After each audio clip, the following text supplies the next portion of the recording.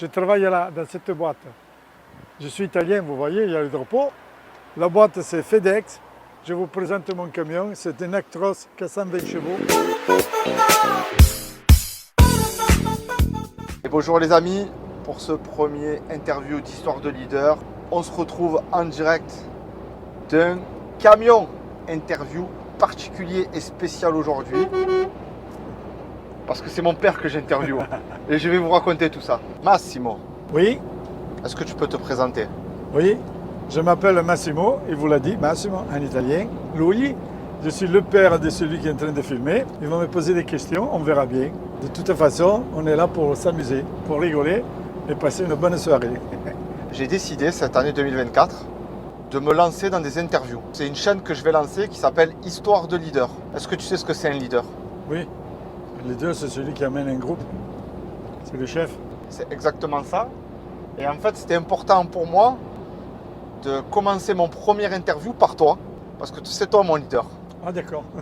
Une des personnes qui m'a donné envie d'entreprendre, et c'était obligatoire pour moi Oui, de faire ce premier interview avec toi. ok. Parce que Ben, là, tu vas merci. raccrocher les crampons. Eh oui. Fin de carrière, Voilà. une si belle carrière de chauffeur routier.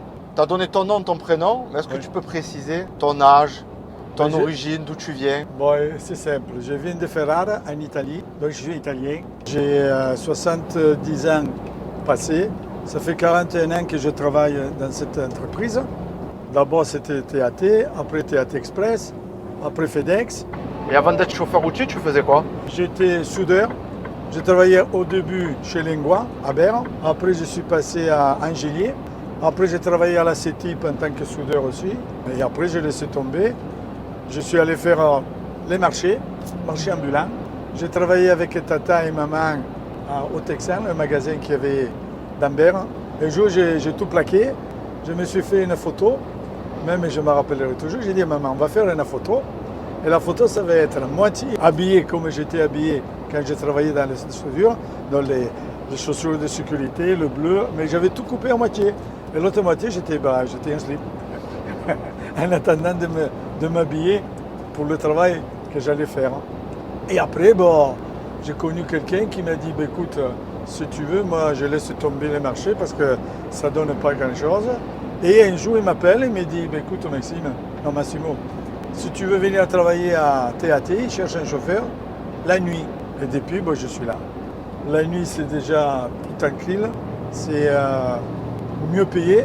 Donc, ça a été un changement de A à Z parce que travailler la nuit, laisser la femme et les enfants à la maison, mais je ne pouvais pas faire autrement.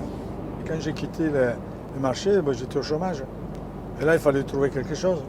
Donc j'ai passé le permis de car et après, j'ai trouvé la place. C'était le bon choix? Ouais. Même si ce n'était pas le bon choix, c'était le mien. Si, c'était le bon choix. Ah oui, bon choix, il n'y a pas de problème, mais c'est une vie de famille que je n'ai pas eue. J'ai vu quand même grandir mes enfants, mais différemment par rapport à un père qui travaille à la journée et qui rentre à la maison et s'amuse avec les enfants. Moi, ça, je ne pouvais pas le faire le soir. C'est quoi pour toi être un leader? Leader, leader c'est moi-même. Je suis leader de moi-même. Je conçois mon travail à ma façon, mes horaires.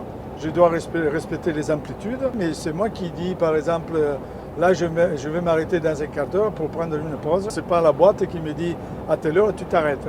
Donc pour toi, tu fais un métier, on va dire, solitaire. Solitaire, je suis solitaire. Mais tu es quand même responsable De tout. de De ton mon camion. de chargement. C'est quoi pour toi ton plus beau souvenir chez FedEx ou anciennement TAT Express? Pour moi, un jour, il vaut l'autre. Tous les jours, ça change. Même que des gens ils puissent croire le contraire parce que c'est toujours la même ligne. Le climat, c'est jamais le même. Des fois, il pleut, des fois, il y a le soleil, du vent, de la neige. Donc pour moi, tous les jours, c'est un beau souvenir. Et justement, est-ce que tu as déjà prévu ta première journée de retraite? À dire la vérité, attends, ça sera le vendredi. Dans le vendredi, si je me tiens à ce que je faisais avant, le vendredi, c'est mon jour de repos.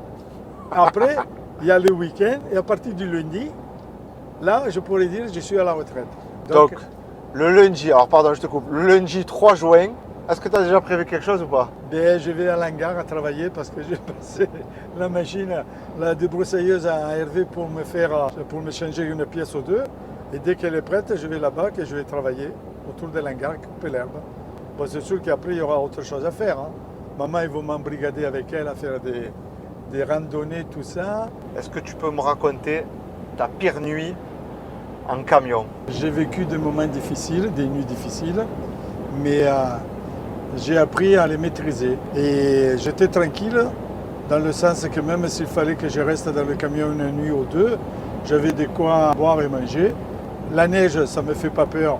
J'ai eu des moments que j'ai dû rouler sur la neige de 50 cm avec le camion et je roulais. Et il y avait des collègues qui ne voulaient pas rentrer à la maison. Ils disent non, moi je reste là pour la simple raison que j'ai peur qu'il m'arrive quelque chose. On ne peut pas rouler. Moi j'ai dit écoutez, vous faites ce que vous voulez, moi je pars, je rentre chez moi. Ils m'ont suivi, c'est sûr. Derrière moi il y avait les trans, donc c'était impeccable. On a fait peut-être 60 km comme ça. On a fait Deschalons, Mâcon Sud. Donc ça fait une soixantaine de kilomètres. Et j'ai roulé dans la neige à 50 cm. Si tu veux, tu as vu les pneus, les jantes qu'il y a, ça couvrait presque le pare-choc, il était dans la neige. Et il n'y avait aucun véhicule qui roulait. Il n'y avait que moi et les autres derrière. Et après, quand on est arrivé au péage, elle a dit Maxime, heureusement que tu étais là, parce qu'autrement on serait resté là-bas. Faites ce que vous voulez, moi j'ai pas envie de rester. Je rentrais voir ma femme et mes petits. Vous autres, vous étiez petits. Sinon, des moments difficiles, même si j'étais difficile, pour moi c'était un plaisir. Ça vous fait peut-être rire, mais c'est comme ça. Non. C'est les aléas du métier. Toi, par exemple, avec ton métier, tu as des fois ton ordinateur qui ne fonctionne pas bien et autre chose. Moi, c'était ça, les imprévus sur la route. Et quand il n'y en a pas, ça peut être monotone, ça c'est sûr. Mais autrement, de temps en temps, il y en a, heureusement, ça change. Je crois qu'une fois, tu as ramené un animal. Ah, la tortue, ah oui. J'étais au péage de Lançon de Provence. J'ai continué sur Marseille, donc on bifurque, on descend, on remonte pour arriver avant la sortie de Berre. Je vois quelque chose sur la route qui bouge. Et quand je suis passé à côté, et j'ai vu que c'était une tortue. Oh, vite, je freinais. Je suis descendu et la tortue, elle était déjà presque de l'autre côté.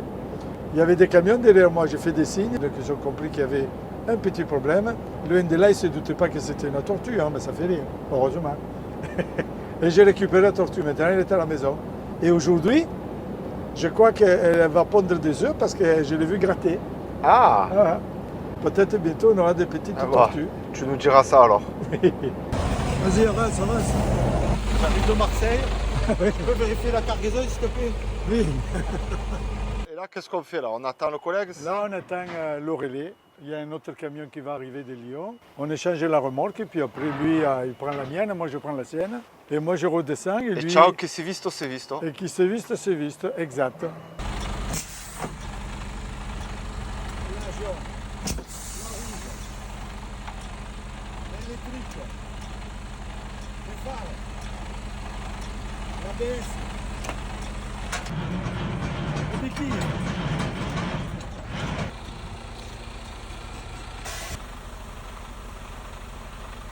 Donc il est 23h30, on est toujours en direct du camion de Massimo.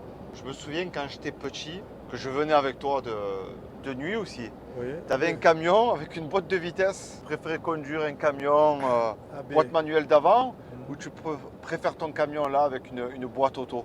Mais maintenant, c'est mieux.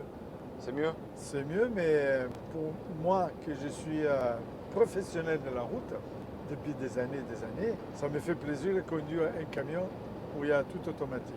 Mais les nouveaux, les jeunes qui viennent dans ce métier, qui ont des camions comme ça, souvent ils ont des accidents. Pourquoi? Parce que ça devient encore plus monotone la conduite. Tout automatique, tu n'as plus qu'à appuyer pour partir et après tu lèves le pied, tu mets ton régulateur de vitesse. Avant, tu avais les vitesses à changer, appuyer sur l'embrayage, donc ça te tenait réveillé.